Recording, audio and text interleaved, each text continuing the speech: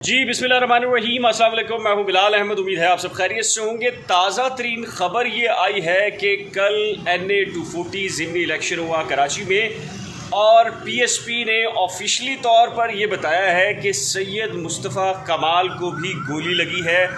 उनकी टांग में गोली बताई गई है, जबकि उनकी अहलिया की गाड़ी में बैग के ऊपर 2 से 3 गोलियां बताई गई हैं कि हिट हुई हैं।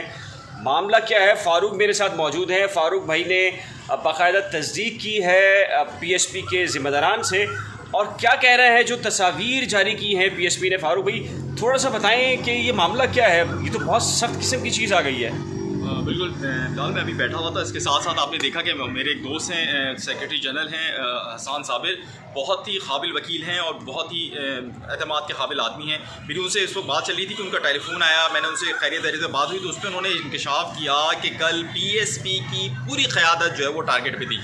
उन्होंने कहा कि सैयद मुस्तफ़ा कमाल की जो है उनको टारगेट किया गया था, इसी तरह अनीस खामखानी को टारगेट किया गया था। और इस जो टारगेट करने वाले थे, जो मैंने कराची की शहरी सियासत में इससे कबल नहीं देखा कि हमने MQ के हवाले से बड़ा सुना कि MQ बहुत ज़बरदस्त करती थी और हम देखते भी थे बहुत सारी चीज़ों में इख्तलाफ भी था, हम डिस्कस भी करते थे, लेकिन कभी ख़वातीन की गाड़ी पर फायरिंग नहीं होती थी, चाहे वो कितनी ही मुखालिफ क्यों ना हो, कितनी ही चीज़ें ऐसी ना हो जाएँ और कितनी ही संगीनी क्यों ना बढ़ जाएँ, लेकिन मुस्तफ़ा कमाल की टांग पे गोली लग के गुजरी है, जिसकी तस्वीरें भी उन्होंने दी हैं। इसके साथ साथ उनकी वाइफ की, कि जिस तरह आपने बताया बिलाल कि उनकी वाइफ की जो गाड़ी थी उसके ऊपर भी गोलियां लगी हैं, अनीस खामखानी की गाड़ी पे भी गोलियां लगी हैं, और इसके साथ साथ इफ्तिखार आलम जो कि फटलबीरिया के थे और तंजीमी ढांचे के अंदर की थे।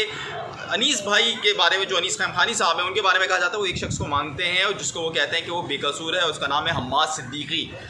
उसकी चेन के आदमी कहते हैं इफ्तिखार आलम साहब को कि वो उस तरह के आदमी थे कि जो इस सिस्टम को रन करने वाले थे, उनको टारगेट किया गया है। ये जो तस्वीर नाज़रीन हमारे पास भी आई, मैंने भी उनको देखा, फारूक भाई ने देखा, तो पहले हमने ये देखा कि हो सकता है किसी कारकुन की तस्वीर हो जो कि उनकी टांग के ऊपर गोली है उसको चीरती हुई निकली है और फिर प्लास्टर चढ़ा हुआ है। तो फिर हमने कहा, फिर PSP के तर्जुमान से पूछा तो उन्होंने इस बात को कन्फर्म किया कि ये सैयद मुस्तफ़ा कमाल ही की तस्वीर हैं और उन्हीं की टांग को ये गोली लगकर छुई है।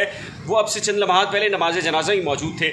और हसन साबिर चूँकि सेक्रेटरी जनरल हैं, उन्होंने भी इस बात की तस्दीक कर दी है कि जो हमारे पास जो तस्वीर आई हैं, इसके साथ ही वीडियोज़ आई हैं सैयद मुस्तफ़ा कमाल की जो अहलियाँ हैं उनकी गाड़ी को भी हिट किया गया है। फ़ारूक, ये सिचुएशन तो इंतहाई ख़तरनाक नहीं होगी कराची के अंदर? और अब चूँकि आपके इल्म में है कि आमिर लियाकत मरहूम उनकी नशिस्त है NA 245, उसके ऊपर भी इंतखाबात है, और वो भी कहा जाता है कि जैसे लांडी कुरंगी न्यू कराची जैसा इलाका है, वो वहाँ पर भी TLP का बड़ा स्ट्रॉन्ग जो है वो सेटअप मौजूद है, तो वहाँ पर भी फिर इस तरीके से हालात ख़राब होंगे। देखिए, मैं अगर NA 245 को वो करूँ ना, क्योंकि मैं उसको माजी में मैंने उसको इत्तेफाक की बात है कि जब मैं जिस इदारे से काम करता हूँ वहाँ से मेरा वो था कि मैंने उसको कवर किया था। NA 245 के जो इलाके हैं, दोराजी का इलाका, उसके अलावा जो वहाँ का लाइन्स एरिया का इलाका, जमशेद का इलाका, ये तमाम इलाके जो जमशेद टाउन के जो मुख्तलिफ पॉकेट्स हैं वहाँ पर, वो तमाम इलाके TLP का गढ़ हैं। मेरे ख़्याल में अगर इन्होंने कराची के हवाले से कोई समझौता करना है तो सियासी जमातों ने तो उनको करना पड़ेगा, मेन स्ट्रीम लीडरशिप को नहीं उतरना चाहिए। कल साद रिजवी जो TLP के सरबराह हैं, उन्होंने बहुत बहादुरी का मुकाबला किया, मुजाहरा किया। इसी तरह सैयद मुस्तफ़ा कमाल ने भी बहादुरी का मुजाहरा किया, लेकिन उसके नतीजे में जब इन लोगों के ऊपर मामलात हुए, जो करीबी कारकुन था उसको पता चल गया था, वो इंतहाई मुश्तइल हुआ और उसके इश्तियाल की वजह से संगीनी और बढ़ गई, टकराव और हो गया।